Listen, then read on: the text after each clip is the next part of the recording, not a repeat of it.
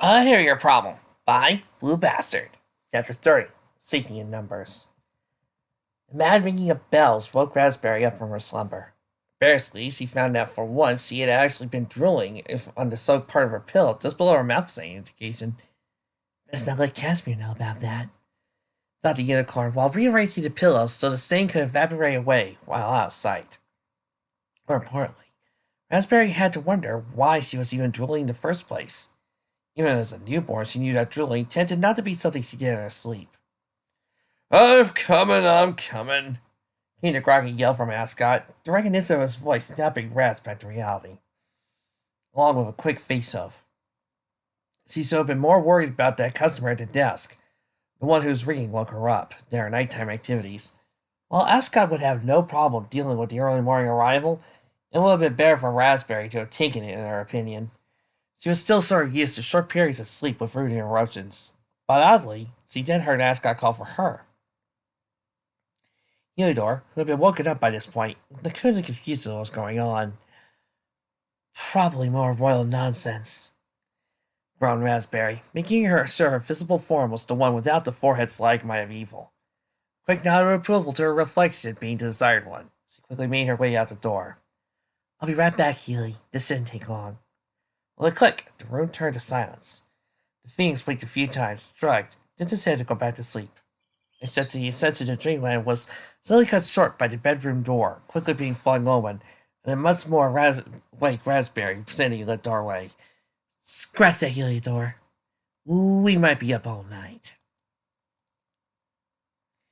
I knew it was 3 in the morning, but when the guards finally allowed the distraught couple, Silver Hammer and his wife Gallery Rose, to see the princess, it was mentioned that Silver Spoon had now gone missing under the same circumstances Diamond Tiara had.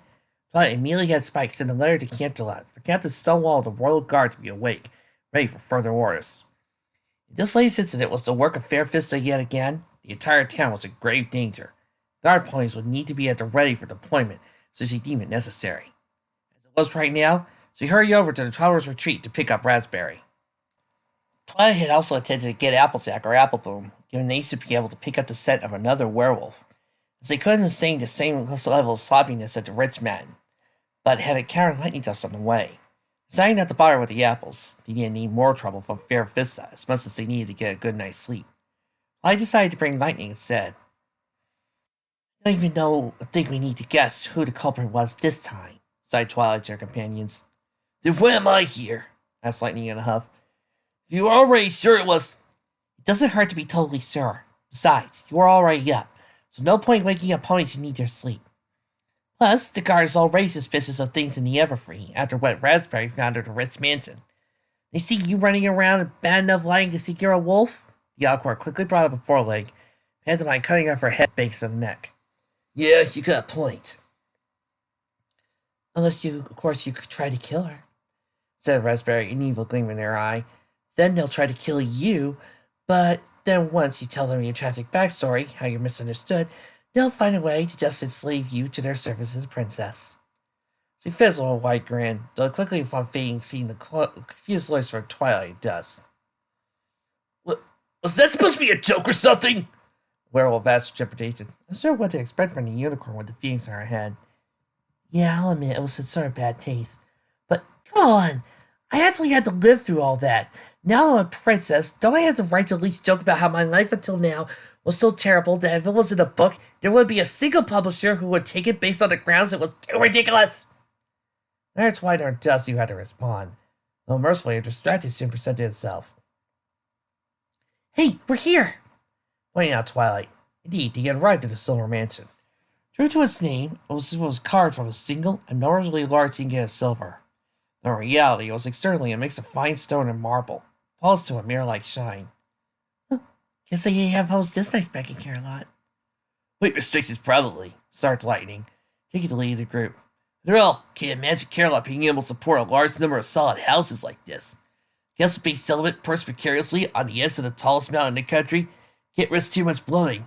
But then again, most cities can't be like Cloudsdale or the upper part of Las Pegasus. What are you implying? Asked Raspberry, eyebrow raised with Heliodor mimicked the accent.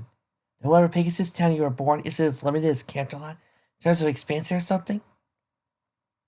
Who do you think I am, Rainbow Dash? I wasn't born in Class C. To be precise, my hometown's Ashley to Trot. Oh, sorry. Raspberry felt slightly senior accusation. She'd been to the Trot a few years ago, so nowhere near as unwelcoming to her as Lonesome Dove, but not the greatest place to grow up if one was a Pegasus. Don't worry about it, Your Highness, Dust cracked a grin. You know, look, Raspberry shot her away. Besides, we got bigger problems at Hoof. While Twilight had been off getting Dust and Raspberry, the guards extorted Mrs. Silver and Mrs. Rose back to their home, which was now in the process of being locked down, much like its counterpart at the Ritz mansion.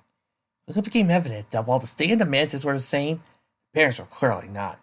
While Mr. Ritz had been worried about his daughter much as more than his wife, Silver Spoon's parents, the mother, was worried. But as Mr. Ritz, the father, seemed to be outright livid at the matter. How could this happen? He snarled at nobody in particular. It's a disgrace! Dear, please, begged Mrs. Rose. There was nothing any pony could have done by the time there was any indication something was wrong.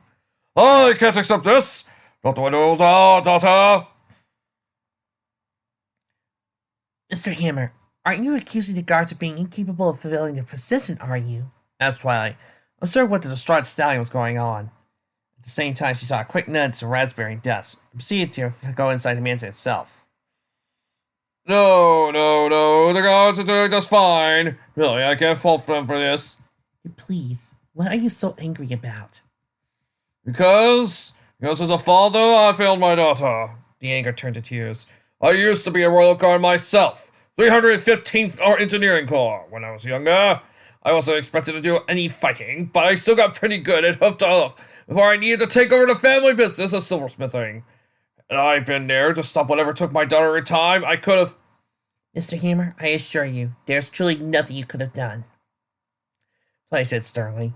She knew it wasn't what Silver Hammer or his wife wanted to hear from her. How can you say such a thing? Gallery Rose looked like she could have slapped Twilight right then and there, had the princess not replied fast enough. Because your daughter was probably taken by something. Not some pony. Something. That's like anything you've ever seen or were trained to fight, Master Hammer. Oh, don't tell me this has something to do with that stupid werewolf business. That Silver Spoon's friend was going on about. Twilight blushed slightly at the fact that Celia knew more than he probably should have. I refuse to believe that some paranormal piece of fiction has made off with my daughter, or that even if it was the case, I wouldn't have been able to stop her. No matter what you say, princess. He backed off upon realizing he overstepped his station. Oh, sorry. No offense. It's all right, Mr. Hammer. I'm well aware of how unusual the idea may seem, yet you're currently under a lot of emotional stress. But I'll assure I'll put everything in my power to use in finding your daughter and return her safety to you. Thank you, Princess Twilight. The Princess of Magic let out a small grace of her smile before she caught the aura of her eye, some form of heliodor, trying to catch her attention. No doubt Raspberry and Lightning had already found something she needed to see. You're welcome. Now, if you excuse me, my compatriots need me. Having seen the Twilight acknowledge him, Heliodor promptly took flight, expecting the princess to follow suit. She did, with some awkwardness as she wasn't really in the seat for an early morning flight, but the distance was short, she soon discovered. She opened a window on the other side of the mansion as her destination.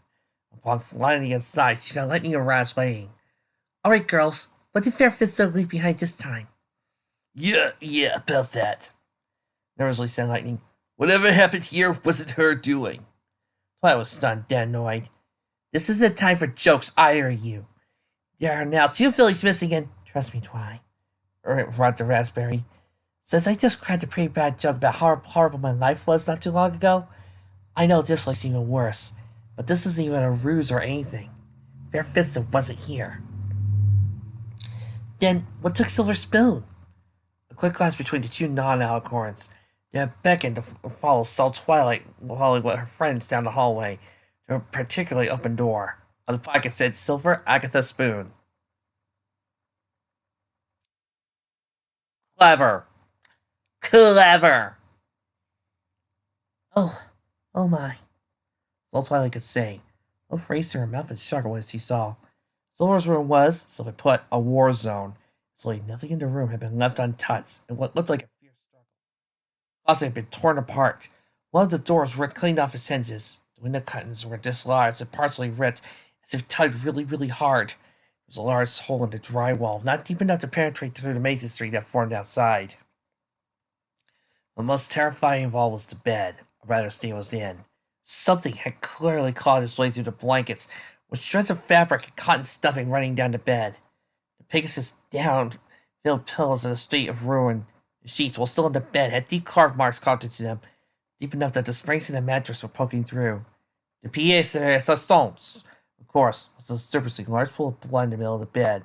Sarah was looked like half a bracelet. It had the head of silver. She clearly put on one heck of a fight, commented Dust, worried that should Silver turn up okay, or anchor to let go against lightning, which C2 was aware of. But again, she wasn't fighting Fear Fista. What do you mean she wasn't? Asked question Twilight skeptically. Who else could have done this? Twilight, you know better. Fear Fista, if she had a physical body, instead of the one found at the Ritz Mansion, she would no power of restraining Silver in. Raspberry gulped, involuntarily putting a hoof on her throat, remembering vividly what it was like having her throat torn out. There had been a lot of blood, like what was now on the mattress. Yeah. However, if the one who attacked and bit kidnapped Silver, then much more immediately massive strength. This crime makes much more sense. But it had to be Fear Fista. The claw marks, the blood, everything. Unless Griffin somehow decided to kill that Silver, which doesn't explain the blood anyway. There's no other reason for how Silver's room was ruined. Raspberry didn't immediately respond. Instead, levitating the bracelet that was closer to her. Examination had her nod sadly, while passing on to Twilight. Hey, can I get a look? Basically asked lightly. No, answered Raspberry. It's made of almost pure silver. This thing would burn you on contact pretty badly, as it did the last werewolf it touched. Twilight, on the other hand, was more horrified when she saw. No, this can't be true. No way! This means what I think it means. I'm afraid so, Twilight, said Raspberry. Levitating the silver bracelets he had where the potentially burned remains, the sickly pink fur stuck to his surface. Diamond Tiara is a werewolf. For all we know, she's forced Silver Spoon to the same fate. But why? Asked Lightning, mouth slightly agape. Being a werewolf sucks! Why would you want to spread this damn curse around? Because he's under Fair Fist's control, glumly answered Twilight, already formulating the letter that would send Caroline on her head. Fair Fist is trying to turn Ponyville into a pack of werewolves, similarly intended to use me and then Applejack to create. Ponyville was full of nervous worry. Quite understandable given the news. Have you heard? Silver Spoon's been kidnapped too.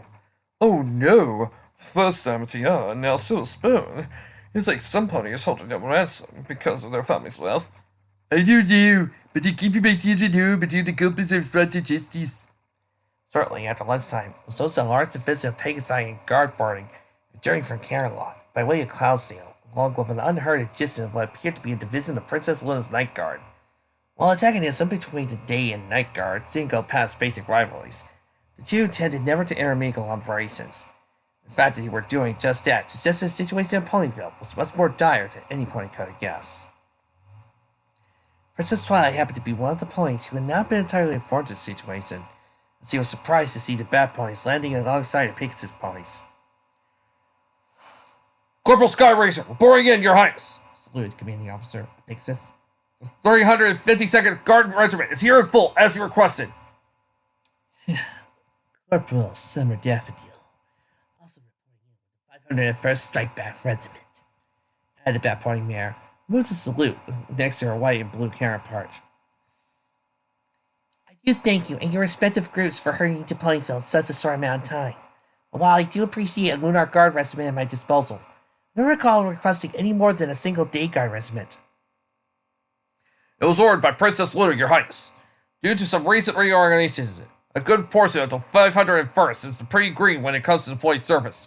So, Princess Luna thought it would be a good idea to break them in a crisis at hand. Reportedly may need the specialties of bat ponies for night operations. Twilight nodded agreeably. I see. Well, all the same, it's great to have so many ponies ready to protect this town at such a short notice, Corporals.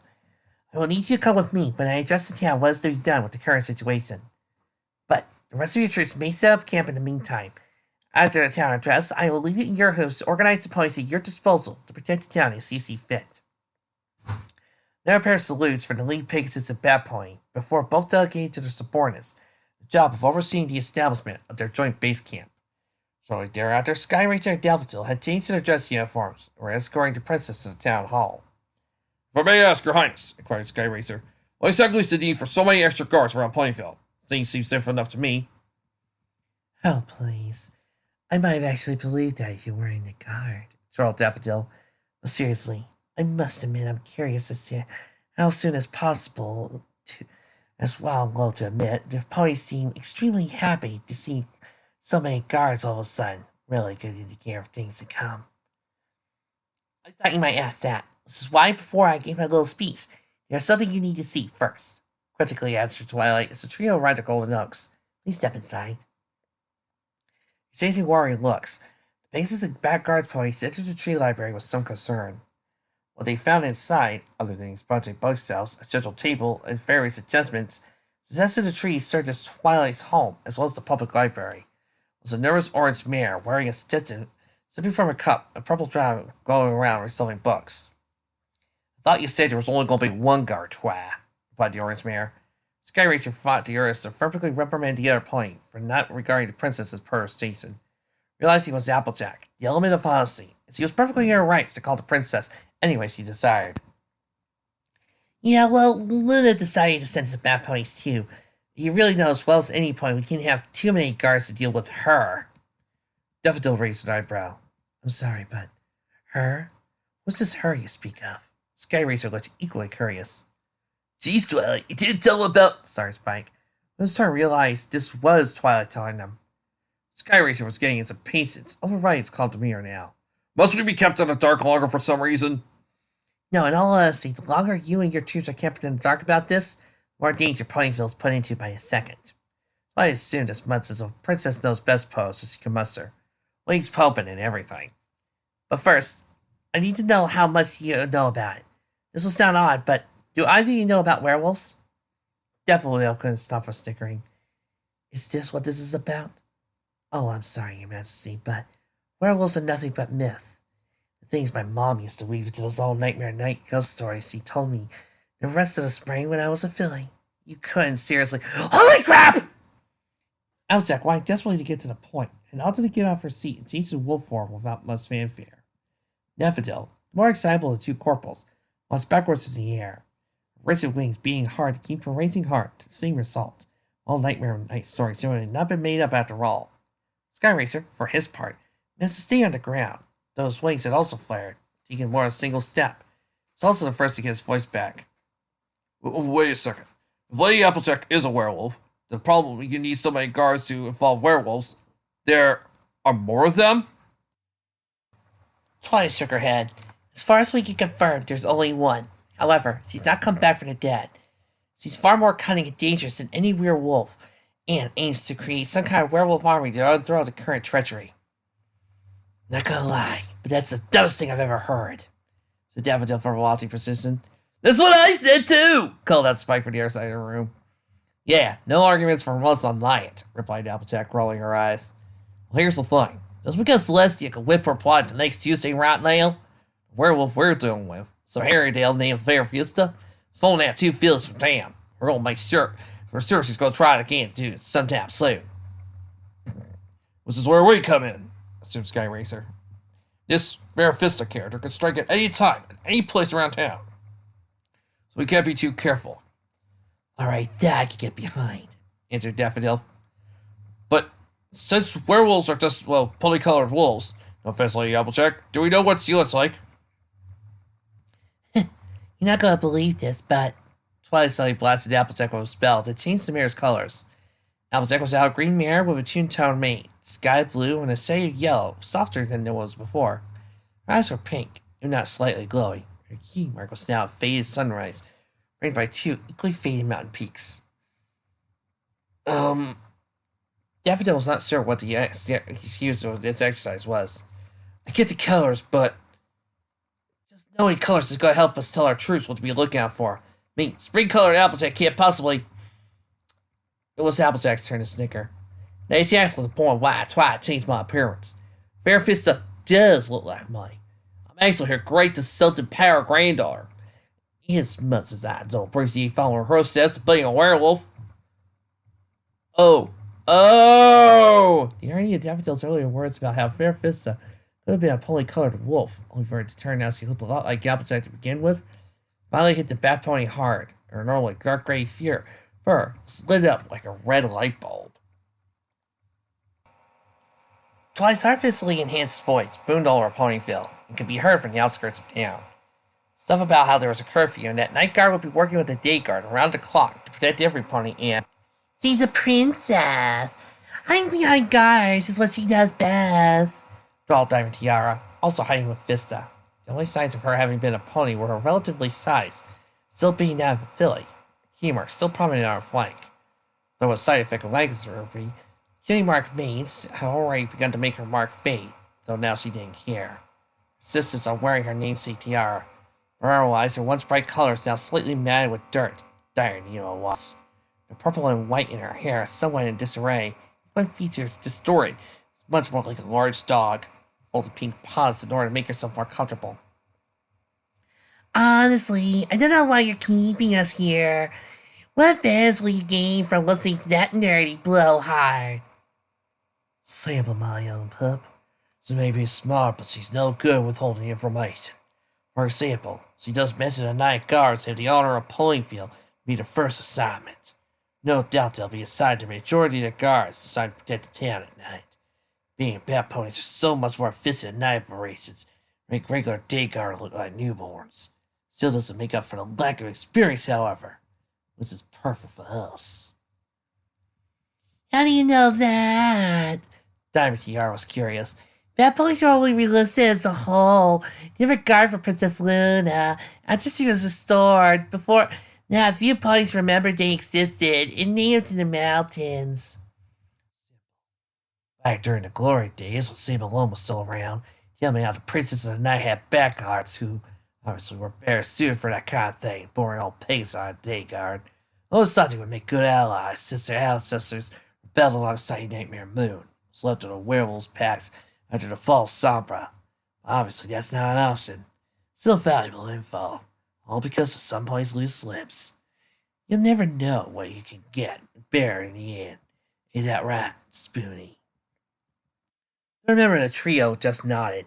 Silver Spoon, too, had been turned into a werewolf by her former best friend, no less. She'd never been fond of her colors, thinking he made her look like an old mare, so the oppressive smell they came from. But now they betrayed her again, as one of the three werewolves looked most like a true wolf. The mark was beginning to fade. The only signs of being a filly is her mane. Still in braids. Let's relief. There's no way she was going to fix them with paws. Her blue glasses. She claimed she'd been amused at how, despite the physical performance boost came from lycanthropy, her eyesight was still bad enough that she needed her glasses. It drove Fair Fista crazy. Said she wanted this fledgling pack to be unpony as possible.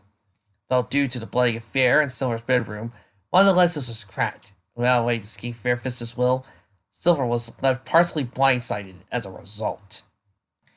You'll come around, shrugged Diamond. Really, lycanthropy's all that bad once someone gets used to it.